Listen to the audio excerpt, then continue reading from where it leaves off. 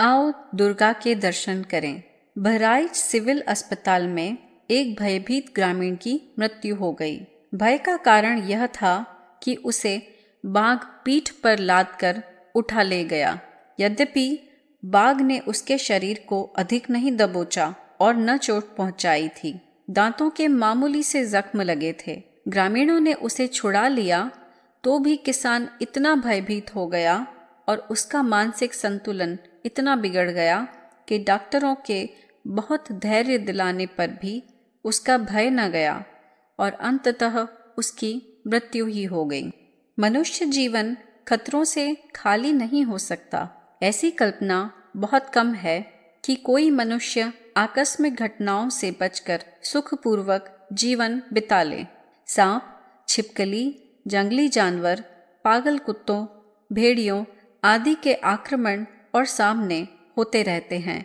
यदि मनुष्य का हृदय इतना भी मजबूत न हो कि वह ऐसे समय मानसिक संतुलन रखकर स्थिति से निपट ले, लाखों मनुष्यों की मृत्यु रोज अकारण भय से ही होती रहे। फिर तो जंगल और पहाड़ी इलाकों में कोई जीवित ही न रहे, अफ्रीका निर्जन प्रदेश बन जाए। यही तो हुआ था कि बाघ ने मुंह से पकड़कर उसे पीठ पर लाद लिया था। इसमें इतना घबराने की क्या बात थी? लगता है उस व्यक्ति ने कभी दुर्गा देवी की तस्वीर नहीं देखी थी। दुर्गा की सवारी सिंह है। वे सिंह पर बैठी बहुत प्रसन्न है। कोई नारी ऐसी परिस्थिति में मानसिक संतुलन, प्रसन्नता रख सकती है तो पुरुष तो अपेक्षाकृत अधिक साहसी ही होना चाहिए। आप कहेंगे, जी आप देवी देवताओं की बात ले बैठे। दुर्गा कोई मानवी तो नहीं। किसी स्त्री का उदाहरण बताते तो बात समझ में आती। स्त्रियां भी कहीं साहसी और मनोबल वाली होती हैं। आपकी आशंका का जवाब है, गुजरात की पुरानी नी पारितोषिक संस्था ने एक ऐसी ही वीर स्त्री को सम्मानित किया है। साहस पुरुषों का ही गुण नहीं, स्त्रियों का भी अधिकार है। जब कभी आवश्यकता हुई, उनने पुरुष से एक कदम आगे बढ़कर ही साहस, शौर्य और हिम्मत प्रदर्शित की है। इस सत्य को 20 वर्ष की नववधू ने सिद्ध कर दिया। उस मानवी दुर्गा का यथार्थ नाम कांताबेन गोपाल भाई पटेल है। कांताबेन कच्छ के एक छोटे से गांव उगेड़ी के कृषक परिवार की सदस्य है। एक दिन की बात है कि वह खेत पर अपने पति, ससुर तथा अन्य लोगों के साथ काम कर रही थी। गांव में कई दिनों से एक जंगली सुअर का आतंक बढ़ा हुआ था। उसने कई लोगों पर घातक हमले किए थे। कई बच्चों को उठा ले गया था। घरों से निकलते लोगों के हृदय कांपते थे। गांव के कुछ लोगों ने उस दिन सुअर का घेरा डाला और उस पर गोली के कई वार किए। घायल सुअर और भी क्रुद्ध और खूंखार हो उठता है। देवयोग से सुअर उस खेत की ओर आ धमका जहां यह सब लोग काम कर रहे थे। इस आकस्मिक आक्रमण के लिए कोई भी तैयार न था। सब लोग हतप्रभ और भयभीत होकर इधर उधर भागने लगे। सुअर कांताबेन के पति की ओर झपटा। यह देखते ही युवा वधू का खून खौल उठा। कोई कमजोर हृदय नारी होती तो डर जाती, चीख उठती, भागती। पर शूरमा हृदय कांता ने दांत पीस कर कहा, ओ रे सुअर, तेरी यह हिम्मत, मेरे ही सामने मेरे सुहाग को मिटाना चाहता है। अभी देखती हूँ, ठहर जा। उसने अपना मानसिक संतुलन बिल्कुल नहीं खोया। सही बात तो यह है कि जो भी ऐसे समय घबराता नहीं, मस्तिष्क संतुलित रखता है, वही विजयी भी रहता है। कांताबेन ने चटपट पास पड़ी कुल्हाड़ी उठा ली और सुअर के सिर पर ऐसे करारे प्रहार किए कि वह न तो आगे बढ़ सका, न चोट पहुंचा सका। कुल्हाड़ी के आघात से शिथिल होकर वहीं ढेर हो गया। इस प्रकार उस वीर बाला ने परिवार वालों की जान बचाई। वीर बालिका का साहस। घटना संपूर्ण सत्य है। केवल स्थान का नाम और पात्रों का परिचय अप्रकट रखा जा रहा है। एक 19 वर्षीय लड़का कलकत्ते आया। वहाँ कुछ दिन नौकरी करने के बाद उसने रोजगार शुरू कर दिया। उसे जो लाभ होता उसे जमा करता रहता। 2 वर्ष में उसने कोई 6-7 हजार रुपए बचाए। बच्चे में कोई अवगुण नहीं था, फिजूल खर्ची नहीं करता था और मेहनत से काम करता था। उद्योगी युवक ने इसी तरह यह पैसे बचाए थे। इसी बीच घर से तार आया। कोई बीमार था और उसे तुरंत बुलाया गया था। बच्चे ने अपने रुपए एक पोटली में बांधे और घर के लिए प्रस्थान किया। कुछ जेब कटों को इसका पता चला। उन्होंने उसका पीछा किया, किंतु युवक मेहनती ही नहीं, चुस्त और सतर्क भी था। उचक्कों की अनुचित चेष्टाओं से उसने ताड़ लिया कि कोई गड़बड़ है। रेलगाड़ी का सफर उसने बड़ी चतुराई से तय किया। घर के लिए जिस स्टेशन पर उतरना था वह छोटा सा स्टेशन था और वहां गाड़ी अंधेरे में पहुंचती थी। दूरदर्शी युवक ने पहले ही विचार कर लिया कि यदि वहां उतरा तो न केवल धन असुरक्षित रहेगा वरन जान जोखिम भी हो सकती है। अस्तु वह पहले ही एक कस्बे वाले स्टेशन पर गाड़ी से चुपचाप उतर गया। यहाँ उसका कोई परिचित तो नहीं था। उसका विवाह संबंध यहीं की एक लड़की से निश्चित हो चुका था। युवक सीधे वहीं चला गया और अपने ससुर को सब बातें स्पष्ट कर दी। रात वहीं ठहरने का प्रबंध हो गया। लोभ भी कैसी बुरी बला है कि उसके पीछे मनुष्य उचित अनुचित का भी ध्यान नहीं रखता। बदमाशों से बचा तो अब ससुराल वालों ने डार जमाई। लड़के के 2 होने वाले साले भी थे। उनका धर्म डिग गया और उन्होंने रात में उसके रुपए निकालकर मार डालने की योजना बनाई। किसी तरह इस बात का पता उस लड़की को भी चल गया जिसके साथ उस युवक का विवाह पक्का हुआ था।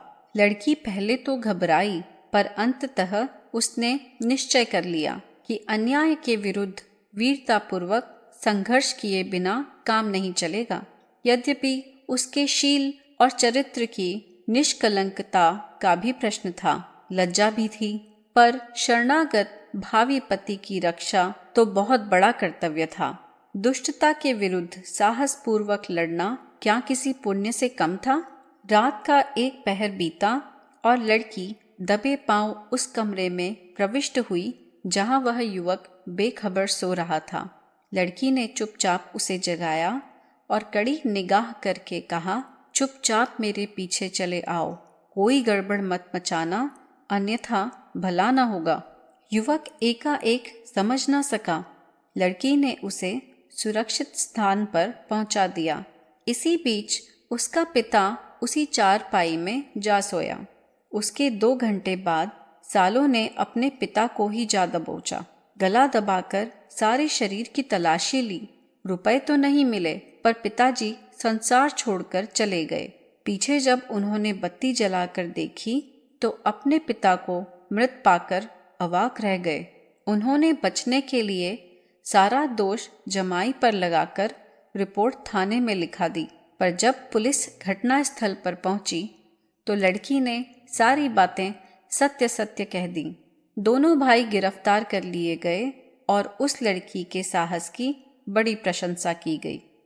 युवक ने हार्दिक कृतज्ञता प्रकट की और उसी समय लड़की को लेकर अपने घर लौटा। विवाह संस्कार बाद में घर पर ही संपन्न हुआ। कर्तव्यनिष्ठ सिपाही पुरस्कृत। जीबी रोड दिल्ली पर ड्यूटी पर तैनात सिपाही गश्त कर रहे थे। अचानक एक व्यक्ति भागता हुआ उनके पास पहुंचा। वह घबराया हुआ था। बोला, जल्दी चलिए, 2 गुंडे मेरी मालकिन पर हमला कर रहे हैं। समाचार के अनुसार थोड़ी भी देरी होना उचित न था। अधिक पूछताछ में भी विलंब हो सकता था। सुनते ही उस नौकर के साथ ड्यूटी पर तैनात दोनों सिपाही उसके साथ घटनास्थल की ओर दौड़ पड़े। नौकर सायरा बेग नामक एक नर्तकी का था।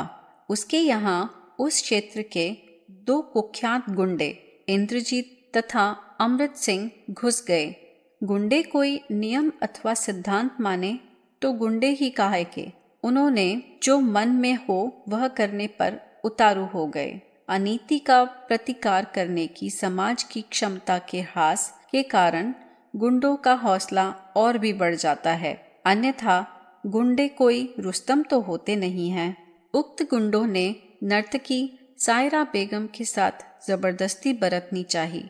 उसने उन्हें समझाया, अनुनय विनय भी की, बतलाया कि वह मात्र नर्तकी है, वैश्या नहीं, जिसके लिए कुलीन घरों की बहू बेटियों की इज्जत आबरू से खिलवाड़ करना सामान्य बात है।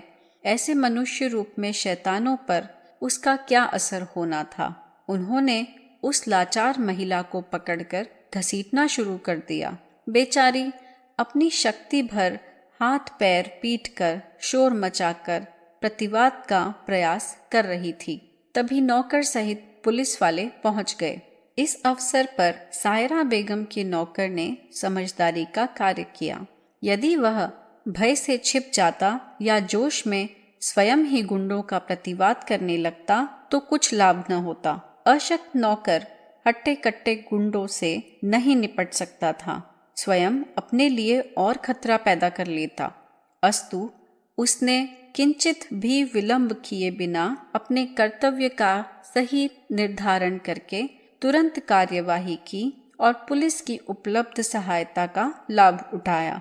पुलिस को आया देख गुंडों ने नर्तकी को छोड़ दिया और पैंतरा बदलकर खड़े हो गए। किसी प्रकार के बहाने अथवा स्पष्टीकरण की तो संभावना रह नहीं गई थी। गुंडों ने अपने आतंक का लाभ उठाना चाहा। दोनों ने छुरे निकाल लिए। नौकर तथा पुलिस को उन्होंने निकलने के लिए रास्ता देने की धमकी दी। उन्होंने निकलने का मार्ग तो नहीं दिया, किंतु घातक छुरे लिए खूंखार बदमाशों के आगे निहत्थे पुलिस वाले ठिठक गए।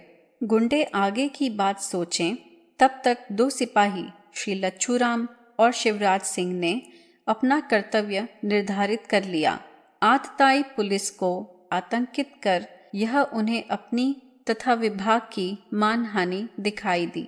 अनैतिक साहस के मुकाबले नैतिक साहस श्रेष्ठ सिद्ध होता है, ऐसा उन्होंने सुना था। बस वह कृत संकल्प होकर आगे बढ़ गए। गुंडे छुरे लिए थे तो क्या हुआ, उनके पास भी मनोबल था। गुंडों ने उन्हें आगे बढ़ते देखा तो हमला बोल दिया, पर दोनों सिपाही भी पूर्ण सतर्क थे। उन्होंने उनके वार बचाकर उनके छुरे वाला हाथ पकड़ने का प्रयास किया। निहत्थे सिपाहियों के इस प्रयास में चोटें लगी, घायल हुए, किंतु उन्होंने पैर पीछे नहीं हटाया। गुंडों का पूरा ध्यान मुकाबला करने वालों पर जम गया था। इससे सिपाहियों के सहयोगियों को सहायता का अवसर मिल गया तथा उन्हें मिलकर गुंडों को काबू में कर लिया। सिपाहियों में लच्छूराम तथा शिवराज सिंह की सामान्य चोटों की तुरंत चिकित्सा की व्यवस्था की गई। उन्हें विश्राम दिया गया। पुलिस सुपरिंटेंडेंट श्री राजपाल सिंह ने उन वीर कर्तव्यनिष्ठ सिपाहियों का अभिनंदन किया तथा दोनों को 100 रुपया का पुरस्कार प्रदान किया।